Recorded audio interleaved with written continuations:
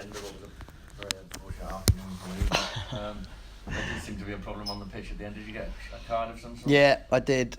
I think when they look back at it, they'll see that it was a nothing. I've got a lot of respect for Thomas. I think he's a really good manager, really good person. And we had a discussion, and he had hold of my cuff, and I tried to release myself from the cuff. Simple as that. And I don't know whether the fourth was blind side of it or what. I'm not sure, but he's misinterpreted what happened. So what colour card was it? I got a red card. A red card. Yeah. Yeah. So what does that mean? I don't know. It means that when they look at it, I'm sure they'll cut it off. Right. Is it a thing can you appeal? Yeah, of course. Just got to make sure the camera angle's there. Right. As long as the camera angle's there, and I've already got obviously the witnesses of people around it, so I'm pretty. He played it down and said you'd have a beer with you. Yeah. I've just invited him in the office. Like I said, really good guy. You know what I mean? So got no problems at all with Thomas. None. Going back to the start, then I imagine Ashley's pretty disappointed with that sending off. Didn't seem to be a terribly difficult decision for the referee. Yeah. Do you know what? Strangely, I don't know whether you'll see it as strange or not. I actually feel really positive about a lot of the things I saw today. And I think if I can come back to the first 13 minutes in a minute, I thought the spell between their second and their third, I thought we were fantastic. I thought Famara, Marley Watkins, Andreas Weimann, two centre midfielders, I thought worked their socks off, and I was sat there. I think we had more box entries than them in that period of time, statistically, and I thought that just really summed up the character of the boys. And look, when you go a goal down and a man down inside 13 minutes against a side with the quality that Brentford have got, it is going to be an uphill struggle. There's no doubt in that. And the plan at that point is obviously to try and get a goal through a set piece or a counter attack. And like I say, we had a lot of box entries. We had some decent chances actually to either nod the ball back into the danger area or to get a shot away.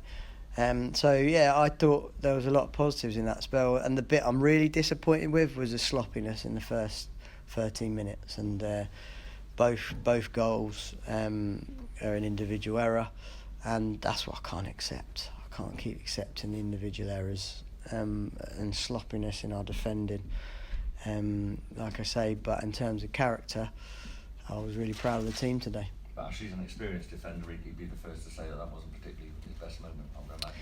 Yeah, but I don't think it was just Ash. I don't think it was Ash. I thought like Jack Hunt, to be honest, has cost us the first goal. Poor start. Really poor start, sloppy start, and Callas has given the ball away again, sloppy and slow for what led to Ash getting caught on it. So and he's made a decision. He felt he could get there, and he didn't. I think it's a one-game ban because it wasn't the tackle he got sent off for. It was sort of the denying a goal scoring opportunity, if you like. So I think I just got to take that on the chin. I think the players have got to take that on the chin. I'm not even going to review it in terms of yes, I want the individuals to review the sloppy moments, but it became a non-event and one on that was important. Just that we showed the character, if you like, because Brentford have got the quality to make that something like 6 or 7. Did Ashley say anything to the other players? Yeah, he'd come in, apologise to the boys. 2 or 3 of them apologised, to be honest, because we felt like after a really good win at home to Luton that this was an opportunity for us obviously to close ground, and we would have got above Brentford had we won today. And we just got to have that siege mentality now and sort of tuck in, if you like, as a group and go and get the next set of results. And I think we can. I think we're in a good place. We've got a strong squad, got good players, and sort of found the formula, if you like, to go on and be successful. While Famara's in good form, January we get a chance to add, you know what I mean, and to move a couple out, which I think is important for the squad, like we said before. And it's really, really tight, and I think we've got a good chance as any, to be honest. You took a bit of stick over the substitution, but I think looking at it, I suppose it's going to be Marley or Nicholas, wasn't it? Yeah, listen, I think it's going to...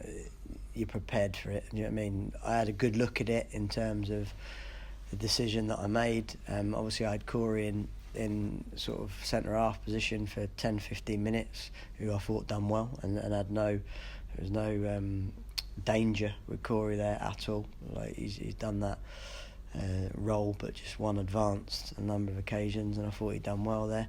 And I wanted to see what they were going to do and where the numerical advantage, because obviously in that type scenario you've got three choices really: 5-3-1, 4-4-1, or 4-3-2. And I think 4-3-2 was ruled out straight away because that would have been dangerous. I think 5-3-1 they'd have had too much build time. But of course then you've got to get someone near the centre forward. So Nicholas Eliasson in the ascendancy is one of the best attackers in the division, particularly in wide areas. We know that because of the goals he creates. But at the same time, when the opposition are as good as Brentford and they're going to have 70% of the ball, then we have better wingers in terms of that can do both sides of the game, and more importantly, get near to Famara to try and score that goal, if you like, if we had to go direct, maybe from deep free kicks. So that was a decision I made. I spoke to Nicholas, told him we love him. There's nothing to do with him at all. Get ready for Saturday, and we go again. Look, Nicholas, of course, has been outstanding in the last 6 or 7 weeks, and I hope everybody's looking forward to seeing him Saturday. It's finally shows you. If only you played like that when you were on top in a game and he got goals. I mean, I thought he was terrific today. Yeah, well, to be fair, I thought he was terrific on Saturday. Against Luton as well. I forget what days we're on. It's Christmas period. Yeah, I thought he was excellent in there as well. And I don't know whether this sounds strange to you or not, but I see a lot of good signs. I get a feeling for when my team's like at it, and the dynamics there, the balance is there, the blend, if you like, and the cohesion. And that was what was so annoying about that first sort of 14 minutes. And you've got to give credit to Brentford as well. I'm not discrediting Brentford and saying it was our sloppiness. I'm saying that they caused our sloppiness, and they deserved their goal, and obviously the sending off through their pressing. But from our point of view, that's the only lesson learnt in my eyes. It's the sloppiness in the first 10-15 minutes. Lee, that is 5 defeats in 6 though. What's changed from earlier in the season? Why is it going? Nothing. I think a bit different games, different days. I think we know we got done with the decision at Sheffield Wednesday. You could, on another day, you could have been picking up 4 points out on another sort of moment in time. 4 points from the Sheffield Wednesday game and the Charlton game. So it happens, and it's for people like you to, of course, use those statistics how you will, and that's life. But from our point of view, it's now about getting the process right for the next win and the next performance. Just a bit of housekeeping. Looked like Casey Palmer and Tommy Rowe were doing shuttle sprints or something at the beginning of the day. Yeah, they were both in the squad. Both players are in the squad, but obviously you can only pick 7 subs. One has to be a club developed player. You normally want a goalkeeper, and often everybody else doesn't know the story and the history of the little knocks, niggles, strains that people might have. So we felt we needed Pereira on the bench because he could cover right midfield, right back and left back. 2 centre midfielders because of tactical changes, and obviously the striker. Galder and Patterson, those guys, could they be involved at all?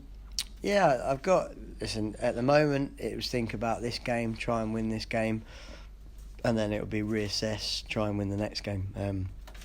I'd like to think that we've got a big enough squad, if you like, to cope with 3 or 4 changes, and sure there'll be boys chomping at the bit to prove their worth, and that's what we've got to see. Question about Shrewsbury, Lee. They're going to be encouraged, I guess, by your current run of form and today's result. Will you be playing a strong team? I think whatever team we pick, it would be strong. I know that they're doing okay, Shrewsbury, in mid-table at the moment. I think they didn't play today, is that right? Yeah. Was that because they're due to play Bury, was it, maybe? You're right there, Yeah, so they've got that bit of a rest. So, I think it's a mixture. Like I say, I haven't picked the team yet. I don't premeditate the team because you don't know what's going to happen off the back of it, and the little knocks and niggles. But I'm sure whatever side we put out will be competitive. And it's an early start for you, 12:31, because you've got the minute for the mental awareness as well. Yeah. Are you happy with that, or you're just going? Yeah, I'm happy to have another game, to be honest. If I could play another game now, I would. I really would, because I'm grateful for the opportunity of having another game of football as quickly as possible, because we want to put that one to bed as quickly as possible, take the punch on the nose, and carry on. And it's the third round of the FA Cup, so a great opportunity to get into the fourth round, and you don't know who you're going to be playing, do you? Yeah, I think it's an opportunity to get a performance again and build something, and whether that be clean sheet or goals or whatever, we've got to make sure that obviously we do respect the opposition anyway. I saw Shrewsbury play Wolves last year, and they were very, very unlucky not to win that game in the cup. So no doubt that we'll assess the strengths and weaknesses and try and find a match to go and win the football game. Thank you. Okay.